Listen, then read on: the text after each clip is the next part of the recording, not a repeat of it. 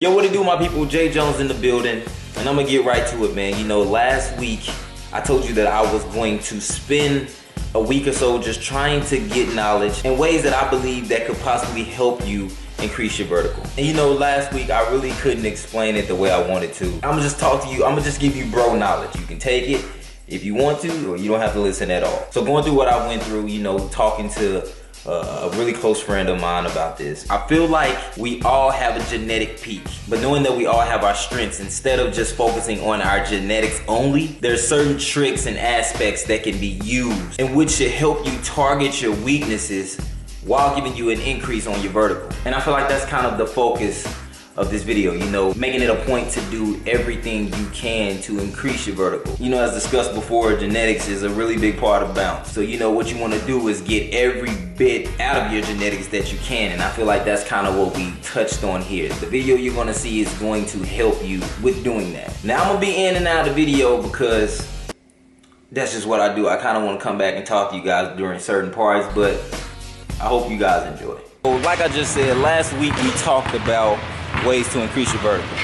Now, I don't really know that many ways. I told you that I had a couple of ideas, but I hit up somebody that I think who might have more knowledge on this subject than I would. Clay, what's up, man?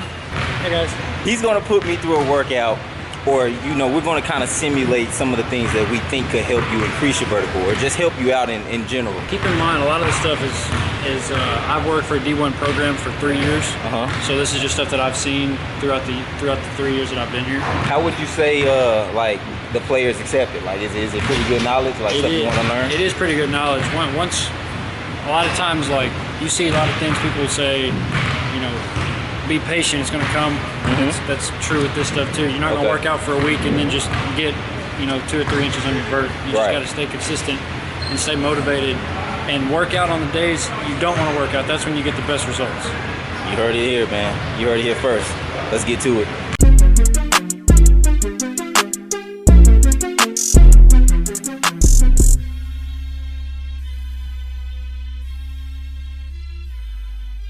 One of the main elements of increasing your vertical is being loose. The only way to get loose is to stretch. If you're tight, you're more prone to injury. Injuries keep you off the court, and that's not what we want. I'm gonna put Jeremy through a couple of stretches. You really want to focus on opening up your hips and your glute muscles, because that's where a lot of the energy transfer comes from, is through your hips and your glutes. Your posterior chain is one of the biggest muscle groups in your body, so having it strong means you get up a lot higher. So we're gonna go through some of the stretches now. You take your right knee right here, straight out in front of you, and you put your left knee at a 90 degree here. So you want this at a 90 degree and this at a 90 degree. Take that shoulder and put it on the foot. So you want to put it right here. We're going to try to reach through here. Put the shoulder. You'll really feel it in your hips and your ass. There you go. Turn on your hips. You keep this leg straight out and you rotate this right here. There you go. And so now you're taking this foot and you're trying to open all the way out without rotating. You already shake. No. Make sure to leave your off leg down as far as possible. If you have somebody with you, make sure they hold it down, because once you start to cheat, you don't really get the benefit. Do it 5 times and then rotate. Don't touch my hands the way you open yourself up. There you go. You ain't gotta reach it. Come all the way out like a sprinter. And lunge as far forward to really stretch this flexion right here. Knee on the ground though. Yeah. Okay. Well, you can leave off it just a little bit. And then you're from here open up. Not only does it open up your hips, but when you're pushing forward, a big part of maintaining and increasing your vertical is ankle mobility. So if you're leaning so far over like that, you're getting a good stretch here. You're also getting a good ankle stretch. All right, so hopefully you guys can hear me. It's kind of loud in here, but what I've gathered so far is that I'm not flexible. My thoughts all over the place, but we're gonna do some work in the weight room as well, and then we'll go from there. So we're gonna lift a little bit. We're not gonna lift heavy. We're going to do more motor recruitment. So what motor recruitment is trying to recruit more muscle fibers in your body to activate. The more muscle fibers you have activated in your body, the higher you're going to be able to jump when you go into your jumping stance. A lot of you may not even feel sore after doing some of these exercises. Okay, yeah, right here Clay lied. He said I wouldn't be sore. I'm definitely sore. My butt hurts, hamstrings hurt, back is also out of there. So yeah. Some of them you will. Assisted band jumps and rack pulls. You probably may not even feel sore after the first couple of days. So it's a little different. Don't think that you're not doing anything just because you're not sore. Well, I'm gonna show Jay a couple of exercises that will really help him increase his balance and help him activate more fibers in his legs. Right. So you're coming right there, yep. Squeeze right here. Yeah. Keep that back straight. Push through those heels, push all the way to the ground. There you go. You're trying to pull the rack up. You don't have to put a lot of weight on this to get the job done, is what he's trying to get you to understand. So we're gonna go up, we're gonna hold for 8 seconds. After that, we're gonna drop the weight and get back into our original stance. It might not look like we're doing anything, but I can feel my butt.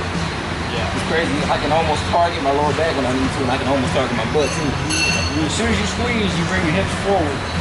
You finish out. You'll feel it tomorrow in your hamstrings and your abs. This was almost like a mind trick. It tricks your central nervous system into thinking that you're actually jumping higher. Just like anything else, if you do something for a long period of time, your brain kind of tends to believe that that motion or that activity is actually happening. So what Clay is trying to get me to do here is jump with this resistance band to, you know, get my mind in the habit of thinking that I'm jumping higher than I actually am. If I continue to do this enough with a heavier resistance band that I'm using here, it'll help my mind become more familiar with jumping higher, which should help with jumping over a long period of time. In reality, you want a bigger band because you're gonna get more results out of it. So what we're gonna do is we're gonna tie this up and you're gonna wrap it around your body and you're just gonna jump. And you're gonna try to jump all the way through. You're gonna finish through your toes and really pop your ankles. So you really wanna pop that foot. The band's gonna pull you up more.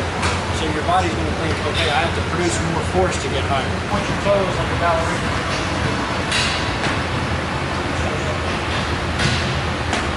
As you come up, take your top. Okay. There you go. That's your routine. Obviously, you got your squats, you got your deadlifts. Right. I'm gonna show you a different deadlift variation. Listen to this, because I feel like Clay explained this perfectly. This is what I was trying to explain to one of the guys who sent the question not too long ago, and he was concerned about, you know, not being as explosive or not being able to keep doing the things that he was doing if he puts on too much muscle. Clay's gonna break that down, you know, a little better than I did and kind of tell you my thoughts, but it's better. Also keep in mind, if you lift heavy, lifting heavy does work because it makes you stronger, but muscle is more dense than fat. So if you start to put on more muscle and you start to feel like you're losing your bounce, you're really just having to move more weight vertically. That's all it is. So don't think like, man, I can squat 315 pounds, you know, 5 times, but I can't even jump up and touch the rim. You just have to focus on trying to move that weight faster. So another good tip. That's so perfect. I couldn't think about how to tell them that. That's perfect. That's good. That's good. Another good tip is to just jump. Just keep jumping. Go down to your local court or go to your gym and literally try to jump and touch the rim as much as you can. Practice one technique. Yes, practice your technique, and once your body gets used to moving moving your weight efficiently, you'll start to see gains then too. But don't get discouraged because you might think like, man, I can lift a lot of weight, but I can't jump high. Really, you just have to move the weight faster. So I'm gonna show you a way that you can start to kind of harness your technique and make it better, and then hopefully move weight a little bit faster. So we're gonna explode up, straight up, we're gonna squeeze our glutes, and then we're gonna hold the weight, and we're gonna come down as slow as possible. So what's gonna happen is all of this power is gonna be stored in your legs.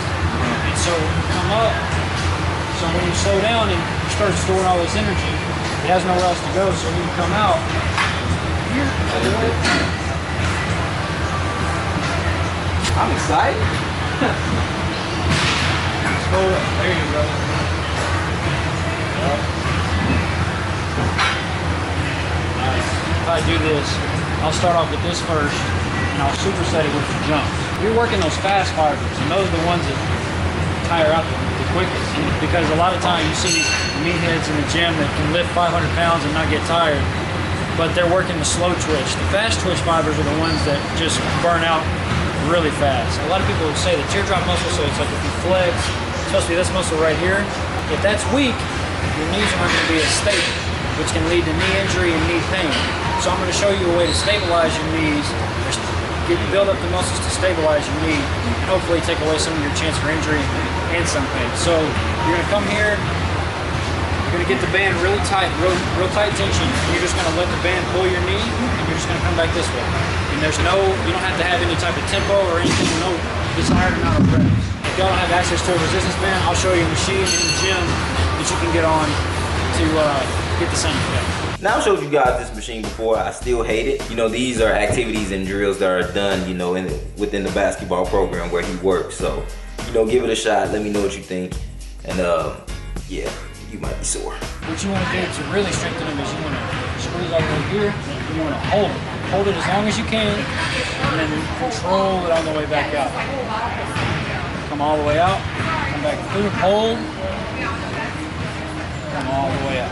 So a lot of people are like, I don't want to say against these machines, but one thing we're trying to get across here is you don't have to go heavy on stuff that looks like this, man. Just do what you can. And like Clay's been saying, a really good point is controlling the weight. You can control the weight. You're more than likely going to be able to get the results that you want. So, I'm going for the second. Oh. Yeah.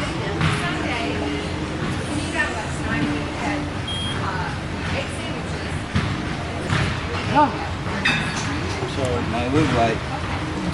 Yeah, it feel like it, didn't it? I don't know. I mean, there's endless amount of things you can do to increase your vertical. You weighted depth drops where you can get like a 2.5 to 5 pound dumbbell, stand on a box or something like this, and work on just dropping into your form and throwing your arms back. And what about box jumps? Do you recommend box jumps? I do recommend box jumps. Don't try to go out there and jump on a 60-inch box. First of all, work your way up.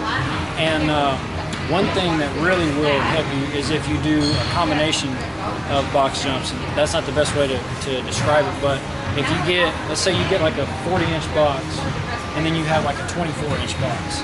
Start on the 24-inch box, drop down. As soon as you get the ground, jump up to the 40-inch box. Yeah. What that's teaching you to do is really pop your feet and trying to get off the ground as quick as possible. So you want to minimize the time that your landing time so that you can get right back up. That's also how you develop a quick second jump. You see a lot of athletes in college who jump up to block a shot or jump up and get the rebound, and somebody else gets the rebound and they go to shoot it.